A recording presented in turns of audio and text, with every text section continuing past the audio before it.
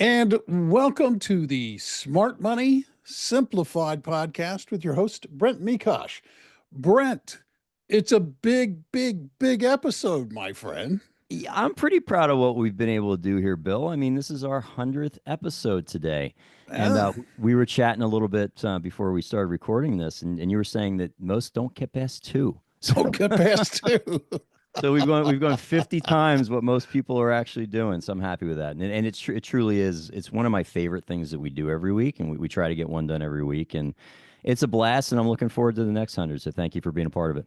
Oh, no, I enjoy it. And you're very good at this. And one of the reasons it's lasted for that long is your content is incredible. And you've been on a theme lately that I am equally intrigued with. So I find these conversations fascinating. The idea of alternative investments, something beyond stocks and bonds. And I understand that you're going to continue that theme today. With a little bit more of a broader spectrum of that conversation. So the alts have obviously it's a big part of the way that we're taking the firm. It's a big Yeah. part of some of the solutions that we're bringing to clients. But it's really what we're going to talk about today is the overall investment process. Mm. And so I would say that this episode number 100 here is going to be geared towards existing clients, people that might want to have a conversation with us. It's also for other advisory teams or other RIAs that might be out there that may not have a process in place. And so I'm really excited about our guest. I'm going to introduce him once I get past kind of a little. I'm going to start this with a story because I think it's very relevant to our business overall. And let's take we're going to take a fictional guy here. We're going to take Mark, and Mark has an RIA, and he's a great dude. He's brought in maybe a $500 million or $1 billion in assets. He's got great relationships. He's built deep relationships with a lot of high net worth families over the years, but behind the scenes, and you do see this really consistently, and I know Eddie's going to affirm this, the investment process can be a total mess. It can be, you might have no investment committee. He's got no defined process. He might be picking funds based on past performance or what the clients want to put in there or some article he's read. There's no risk oversight, no real way to measure how much risk is in these portfolios and how much he's exposing his clients to. No access to alternatives. It could just be in the fixed income and equity world and not doing much beyond that. No outsourced CIO support, so chief investment officer support. There's a lot of ways that you can do that and tie into larger firms that can bring an enormous amount of leverage to your practice. And our friend Mark may not be doing that. And if he's not doing any of these things, he's either losing clients to bigger firms now, or he is in danger of losing clients to bigger firms because these are processes that, at least as we move forward, really need to be put in place. And so this is the conversation we're going to have today with Eddy Augsten. Eddie is an excellent friend of mine. He's one of the founding partners and also the head of investments at Concurrent, which is a corporate RIA that provides us with a lot of technology and investment and logistical support behind the scenes. And he is really an expert in helping RIAs scale up their practices, improve their governance, integrate these institutional processes into their everyday businesses. And so, Eddie, with that, I mean, what I kind of opened up here with, and I don't typically open with a story that long, but I think it's important to paint the picture. Is that something that you have seen across your time in this industry? Well, Brent, first of all, thank you for having me, and thank you for letting me be part of your hundreds, podcast. I mean, geez, Episode 100. Yep. yeah, I was saying it before the call. I mean, I wanted to, us, the firm, myself, wanted to do podcasts, and I think the furthest we got along was 5 at one point. And so this is a really big deal. So congrats on Thank you.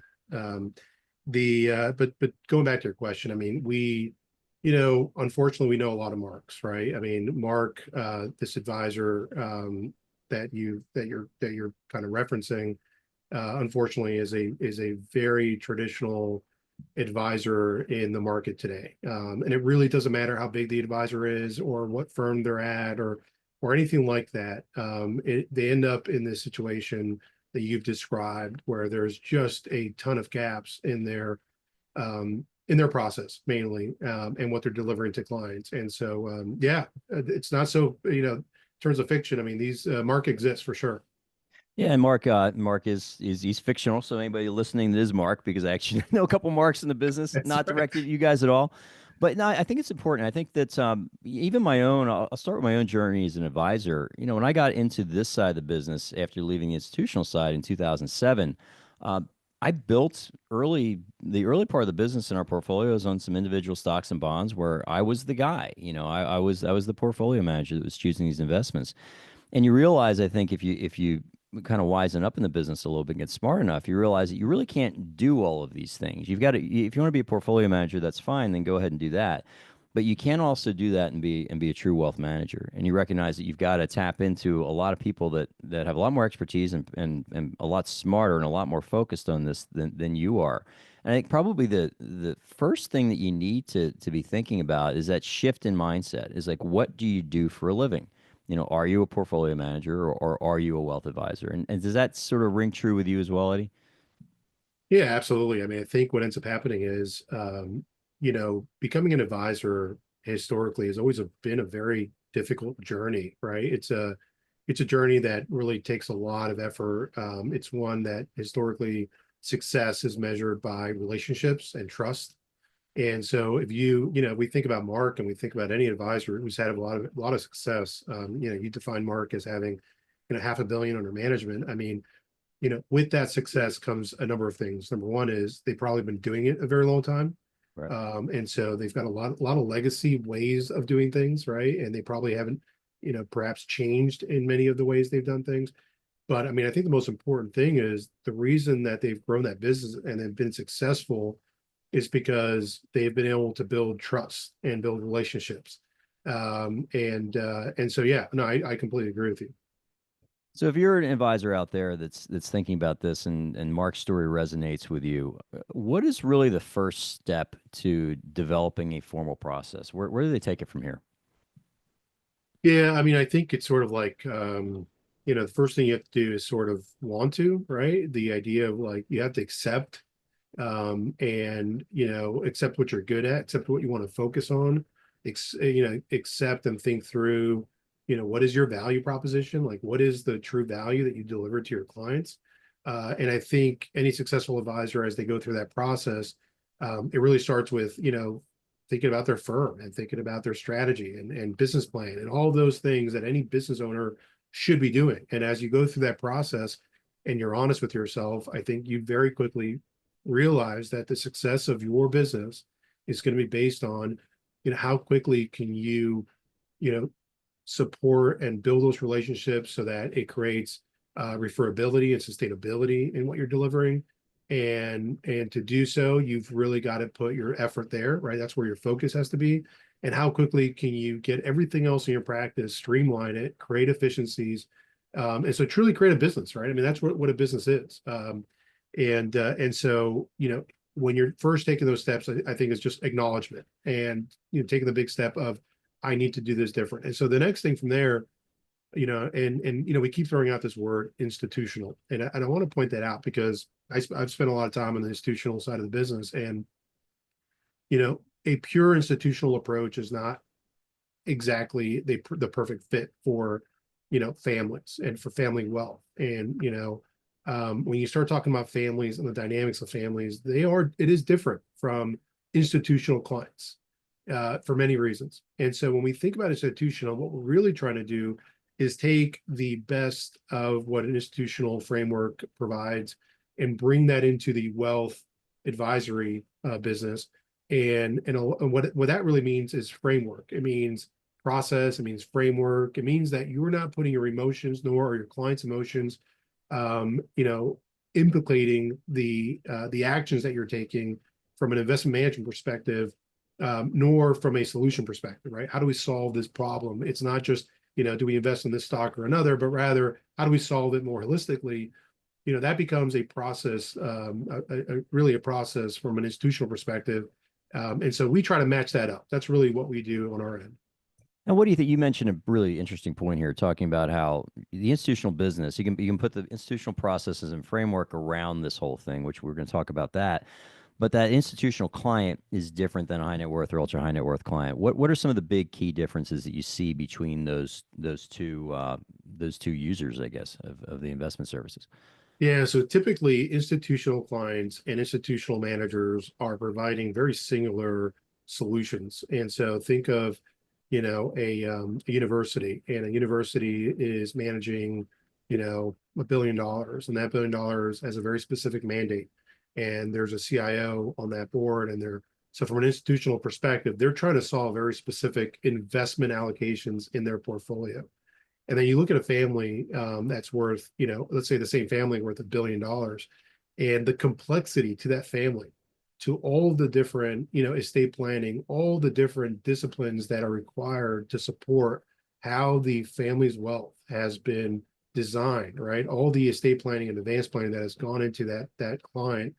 And so how you have to implement the investment part of that puzzle to solve for all of those different complexities is very different. And so you have to keep that in context as you're solving for wealth advisory.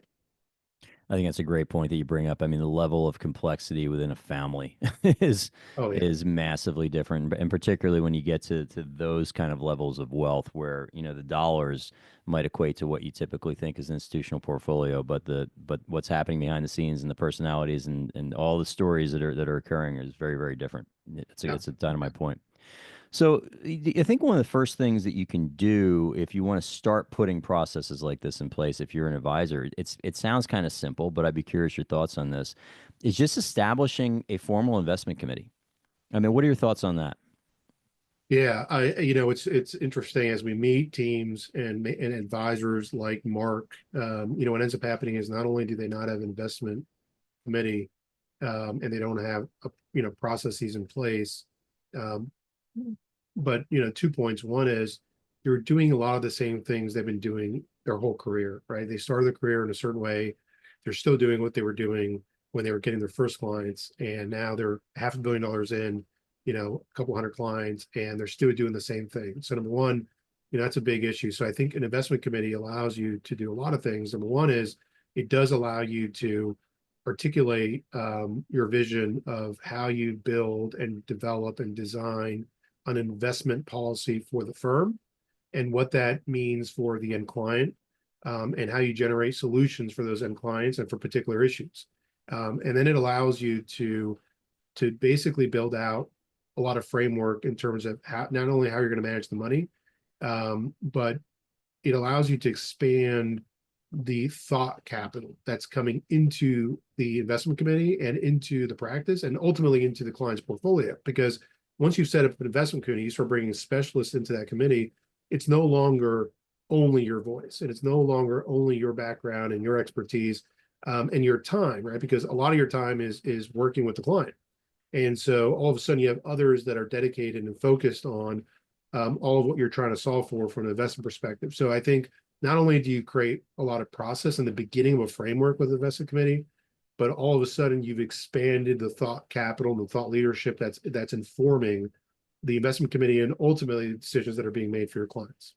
Yeah, I completely agree with that. And we have so we've got monthly investment committee meetings in here, and then quarterly, which we'll dive into what we do on a quarterly basis, which is a little bit different. But I'd add to that what it also does is so much of what you can see in accounts, particularly if we have, some potential new clients that are coming in and you see what's out there.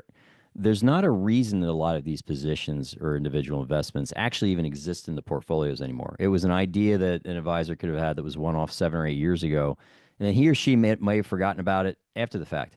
And there's not, again, that I think having that at a minimum, that monthly meeting where you're sitting down with the rest of your team and you're looking at what exactly you own, and also having that rationale or committing to look at whether what's changed in the world, that potentially you should be thinking about things differently. And the portfolios don't just exist in this state of static inertia. You know what I mean? There's some active engagement happening with it.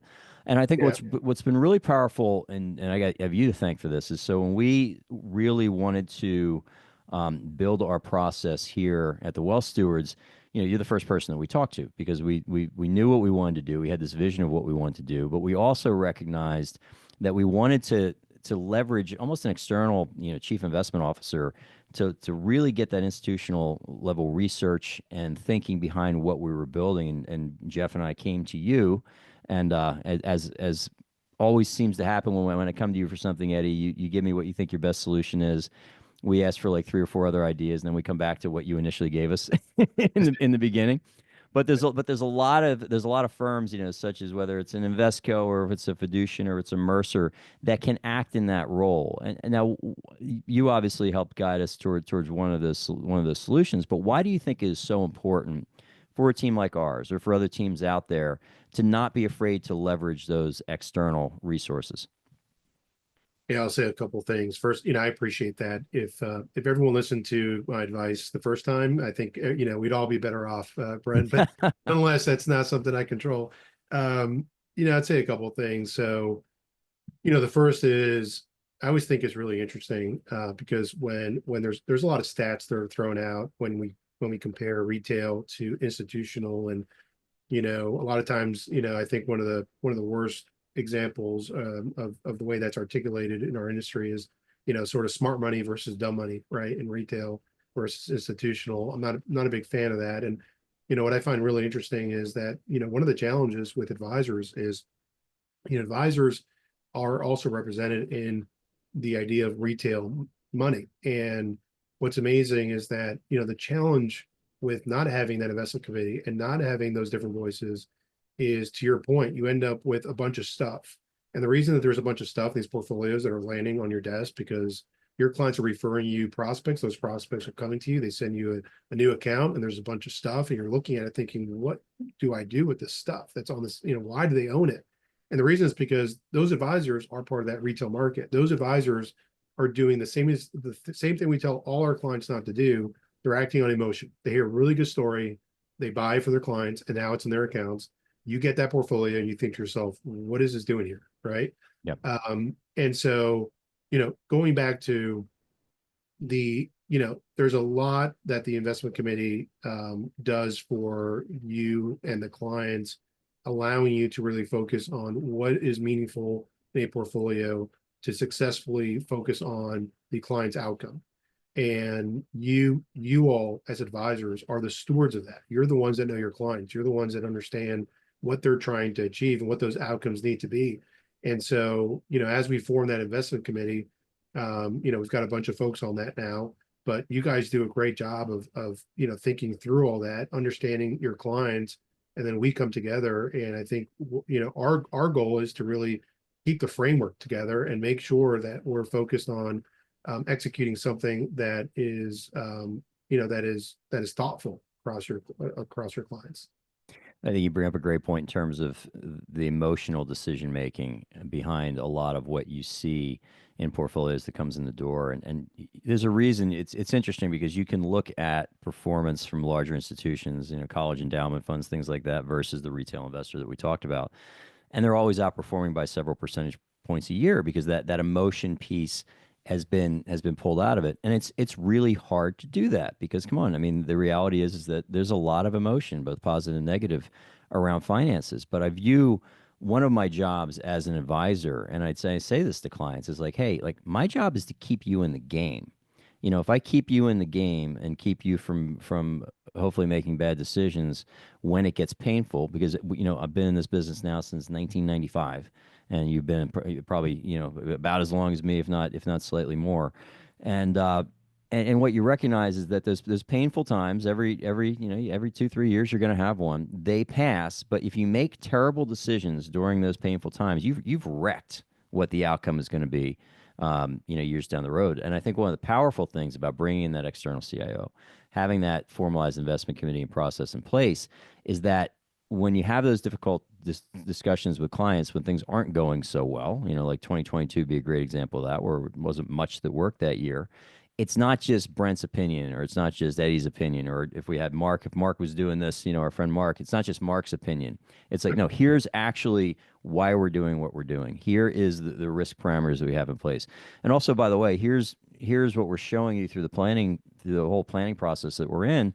Here's why really what happened in 2022 does not derail your long-term goals one iota anyway. It's a hiccup in terms of just to get us to where we want to go. And I think that having the systems and processes and framework around to remove that emotional decision making process, I think it's incredibly powerful. And it's powerful for the advisor too, because one of the things that people might fail to realize, or clients might fail to realize, is those are painful markets for us as well.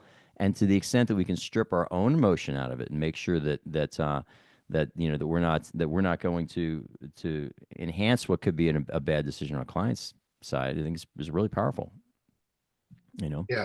Yeah, no, I agree. I agree. I mean, I think if you've been through 3, 4, 5 market cycles, I think the important thing to know is that there's another one coming and it's not going to be the same, right? Yep, they all look a And little it's different.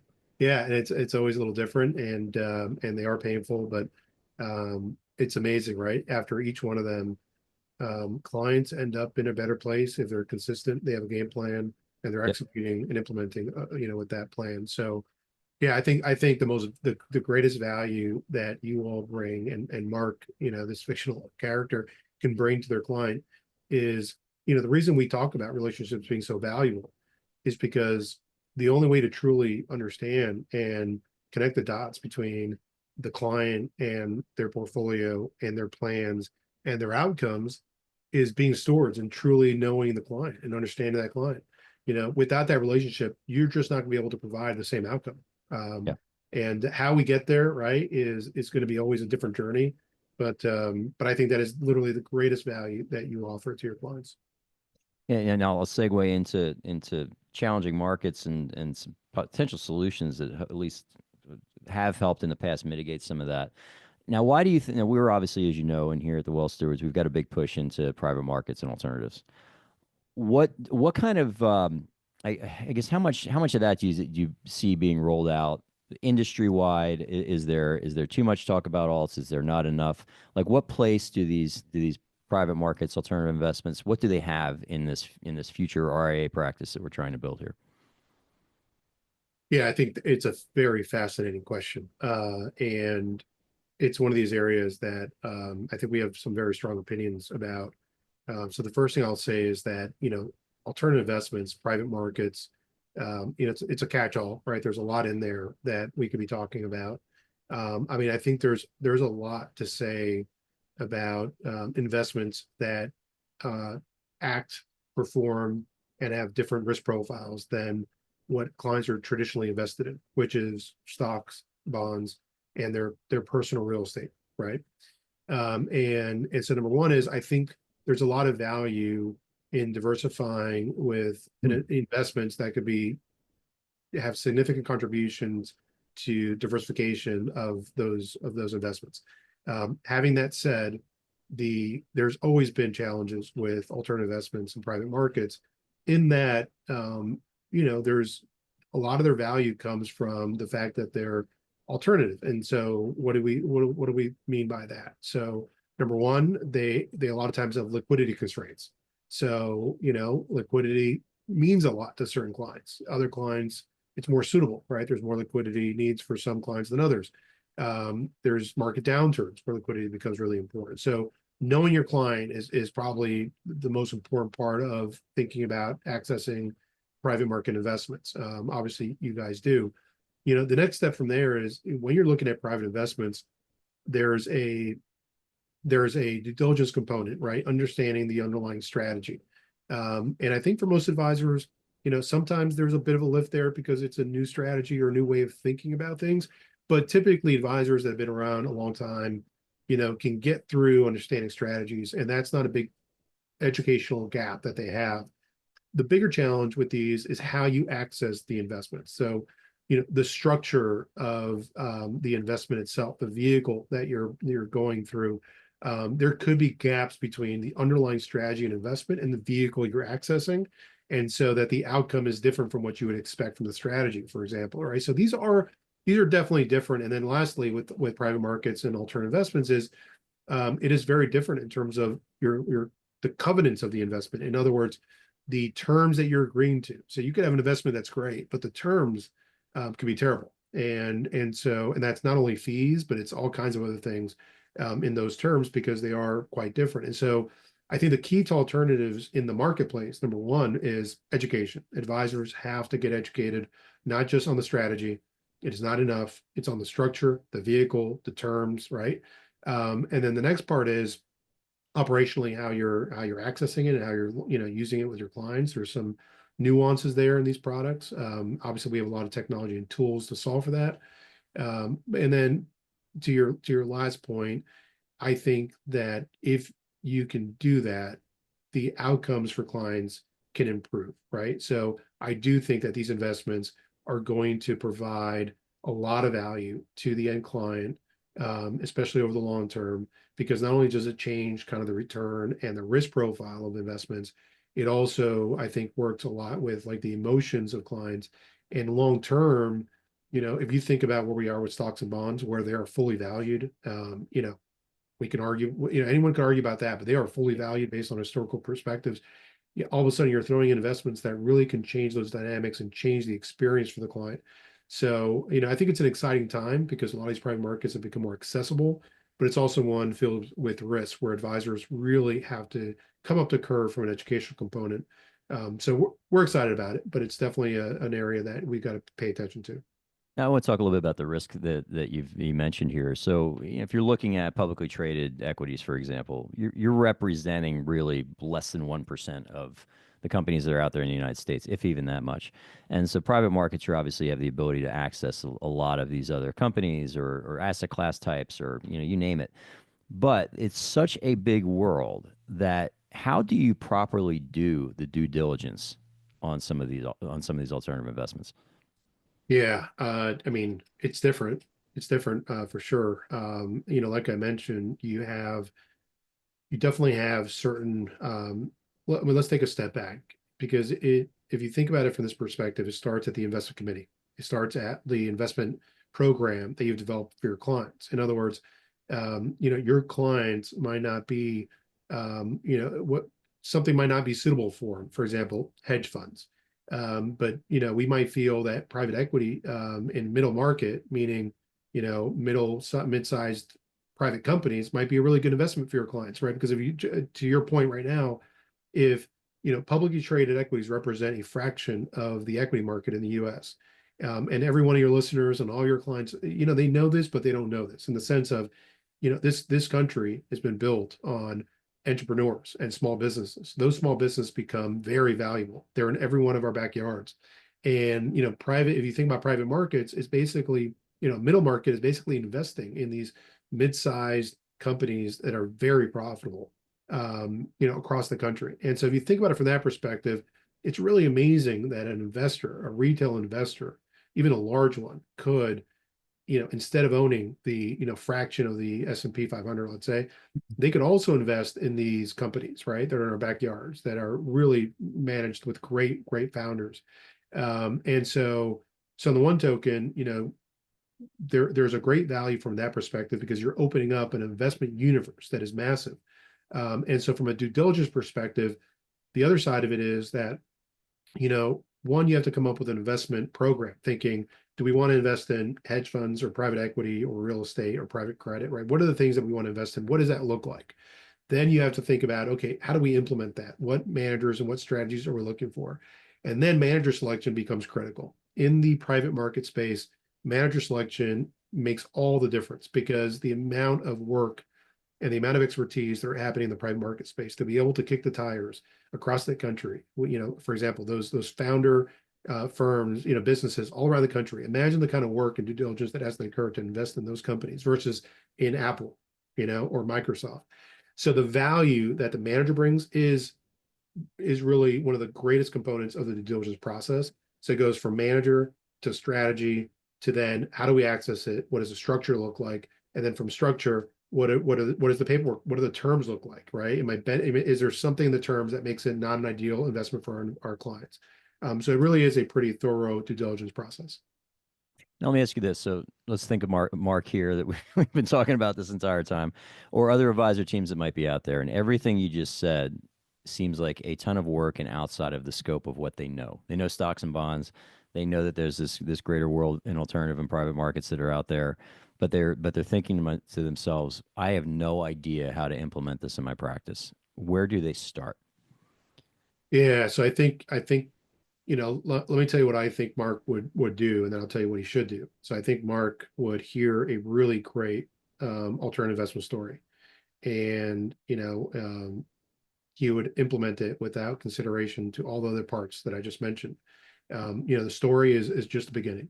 And unfortunately, that's led to a lot of issues for clients in those investments. And we've seen it year after year. There's always problems that come down, not to the strategy. Strategy was great until it didn't work, or strategy was great, but the terms were terrible, or the liquidity was terrible, right? So I think that's what Mark would do. What I would tell Mark to do instead would be to build out an investment committee, build out a team, find people with expertise in that area, lean on those expertise, inform the investment committee and the team as to what what he believes is right for his clients. And as you get through that process, let the experts do their due diligence, find the opportunities, present those to Mark, so that Mark can then decide what's right for his clients, right? So I think that's what he should be doing, because the industry of alts today and private markets today is fraught with risk. And one other component that we didn't talk about is the access and the amount that is coming to market is highly saturated. There's a lot of it coming to market. A lot of it is not great. And so unfortunately, an advisor like Mark is going to see a lot of product, and he's not going to know what the right product is for his clients. And I think that's the whole point of having this framework and the investment program, is to define what is right for his client based on what he knows about his clients, and lead us to make better decisions as we implement those programs. And that's what we help to do. I think it's a fantastic point, because otherwise, in this alternative space and some of these investments, you can end up with, several years down the road, a bunch of stuff that is sitting on your book of business, or that's sitting with clients, and there's no real cohesion to it. There's no framework around why you did it, and these are stickier products in many cases, and it's not like, to your point, not like Apple, where I can log into my machine here and it can be gone in a fraction of a second. It doesn't work that way with these alts, and so the diligence on the front end of this is incredibly Extremely, important. yeah. You bring up a great point too, in the sense that what we've seen the last 15 years in the retail channel is exactly what you just described. So alternative investments are being treated by advisors like the old days of selling stocks, right? I just heard of this great new company that, I just heard of this company. It's called Apple. And I'm calling a bunch of clients, telling about how great Apple is and trying to sell the stock, and also being sold the same way. Great idea, sell to a client. Great idea, sell to a client. Right. You fast forward, and you have no idea what the outcome of that portfolio is going to be, because you just got a bunch of stuff in a portfolio that maybe doesn't rhyme, maybe it's a lot of the same stuff. And so again, it goes back to these investment programs, really thinking about how do you piece all this together to create a portfolio of alternative investments that focus on a specific outcome for your clients.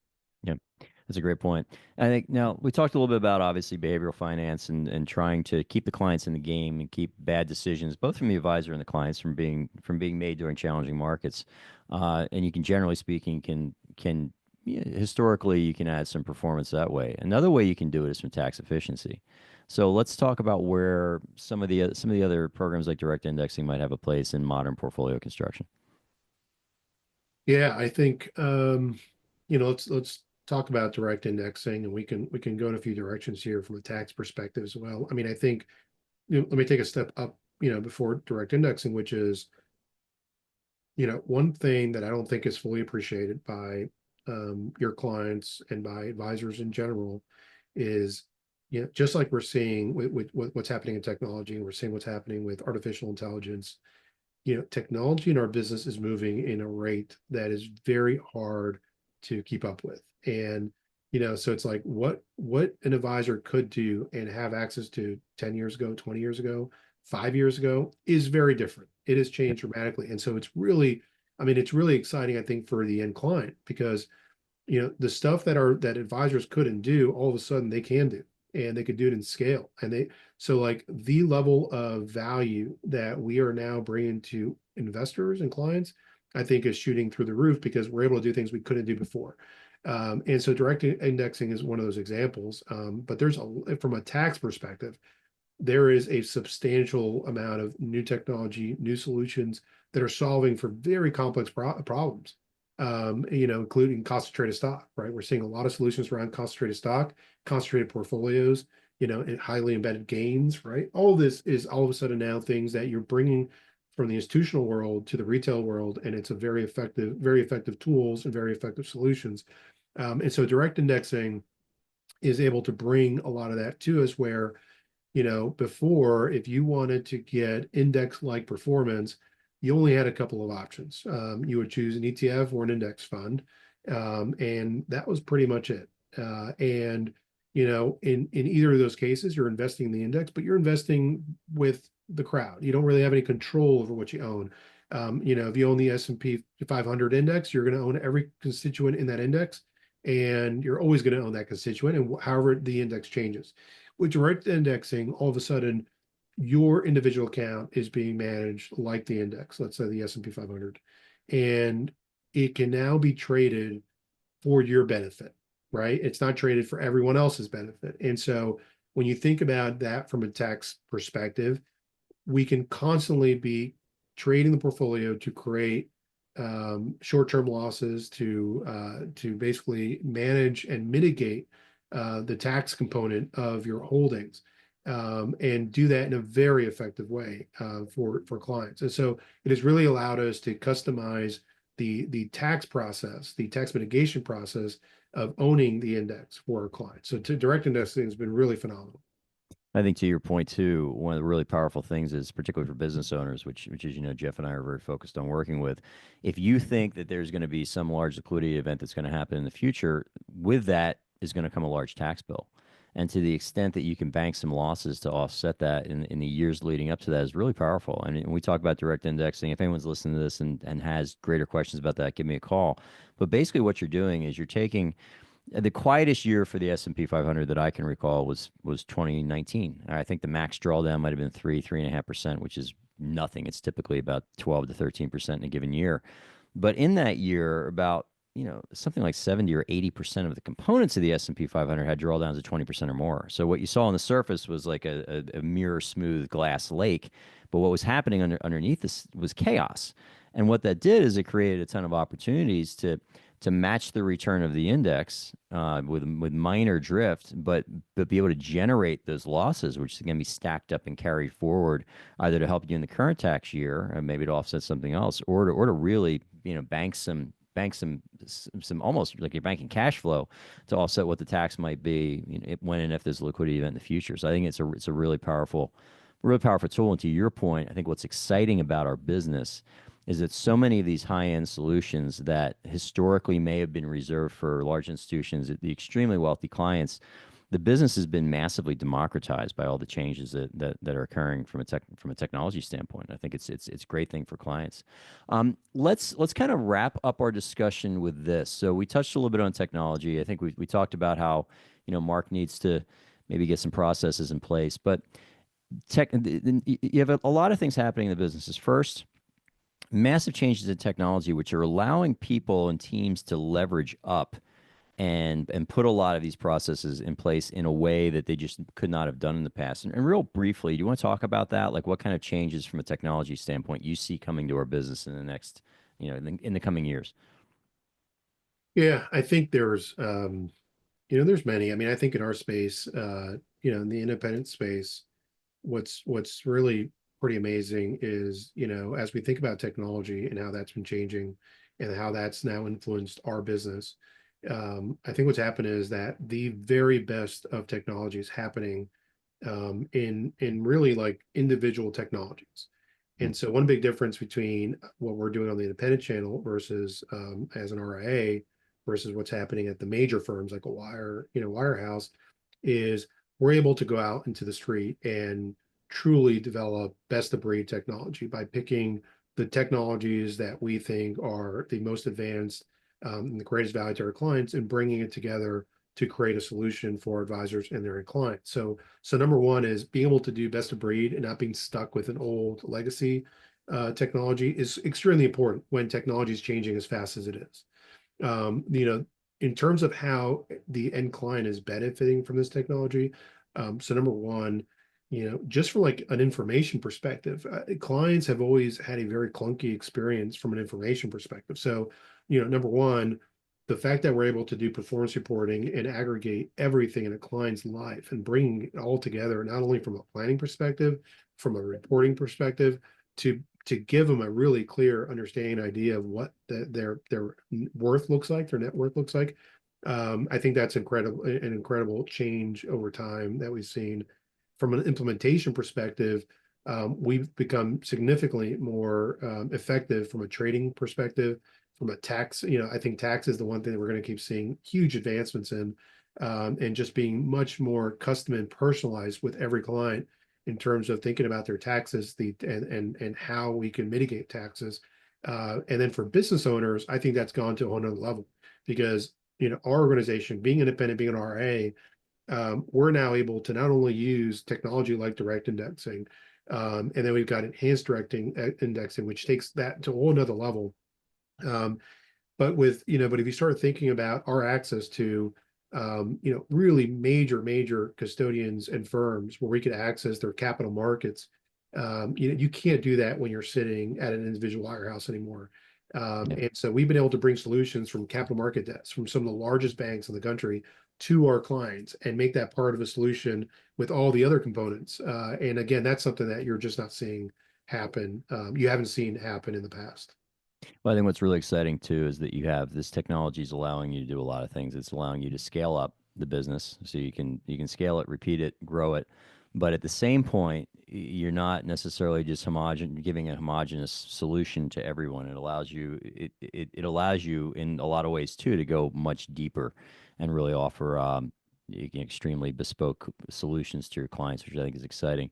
So we started with Mark. Let's end with him. I think that if you're out there and Mark's story has resonated with you, I just think it's incredibly important. And I think what's good for other advisors is good for the business, which is then good for us at the Wealth Stewards, because I want this business. I think it's a giant, huge pie, and to the extent the business gets better, I think we all do better in that. So, but if you're out there and you're running a practice like Mark's, I hope you take some of what we talked about to heart and you think about ways that you can put processes in place, because it's going to do a few things. It's going to protect your clients. It's going to help you best serve their needs and help them to reach their goals in the future. But it is also going to create value within your own enterprise. And that's something we didn't even discuss today, Eddie. It's kind of beyond the scope of our conversation. But there's a lot of guys out there that have been doing this for a long time. And all they have in their book of business, which at some point, if they're looking to merge or to sell or to retire at some point, is they've got a lot of their ideas. And when they go away, there's no value there. There's absolutely none. If there's no process, there's no systems, there's no decision making that can occur outside of them, the value of the business itself, and I would argue the value of the service you're bringing to your clients is minimal. And I would say to folks listening to this, if your advisor is not running the investment piece the way that we discussed today, it might be time for a conversation with them about why they're not doing that. And with that, Eddie, I guess as always, I learn a ton when I talk to you. If people are curious about what you're doing or Concurrent, how do they reach you? Yeah, so I think the best way, our website poweredbyconcurrent.com is a great resource, and you can also reach me directly and my team through invest at Powered by Concurrent, and we're always looking to chat with folks. So looking forward to chatting with you. But Brent, I really appreciate it. Phenomenal podcast here. Thank you for having me, and I'm looking forward to coming back on number 200. So looking forward to it. Appreciate that, Eddie. Thank you. And indeed, we'll have to mark that down, bring it back on 200. Yeah. Hey man, I like looking out, strategically. Yeah, I like it too. I like it very much. I think Brent will be around for 200, to be honest with you. I hope so. I mean, if you'd asked me when we started doing this thing, I mean, 10 of them sounded like a lot. And here we are, a couple of years later. How often are you doing it, Brent? We started the first year that we did it. We did every other week. And now we're almost on a weekly cadence. Man, So pretty much every week. that's great. That's Yeah. great. Yeah. Okay. And it's good stuff. It's good stuff, as anybody who is a subscriber to this podcast knows. And if you're listening, go back and give some, you're not a subscriber, go back and give some early episodes a listen. Brent, you raised a number of questions and some interesting topics today. For clients of yours, or maybe some people who are not clients, who just are listening to the podcast and thinking, I've got some questions. And advisors too. I'd invite other advisors, because I do know there's a lot of advisors and friends that I've got in the business that listen to this. And yeah. How would they get a hold of you? In terms of social media, I'm really active on LinkedIn. If anybody messages me on social media, it is me or on LinkedIn rather. It's me on the other side of that message. You can call us here in the office at 602-255-0555. Or the website, tws.finance, has every conceivable way to reach myself or a member of the team. But I would invite anybody that's heard this, and particularly if you're another advisor that's curious about what we did here at the Wealth Stewards, how Eddie was an integral part of that, give me a call. Happy to talk about it and share some things that have worked for us. And they might work for you, they may not, but it's information that you could find useful. No, no, no, no. And I would encourage people who do have questions that they do, in fact, reach out to you.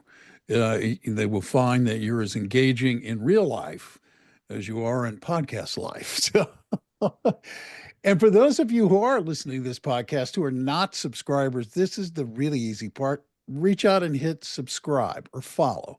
Become a subscriber, because then every time Brent drops a new episode, you can give it a listen and learn something new, perhaps.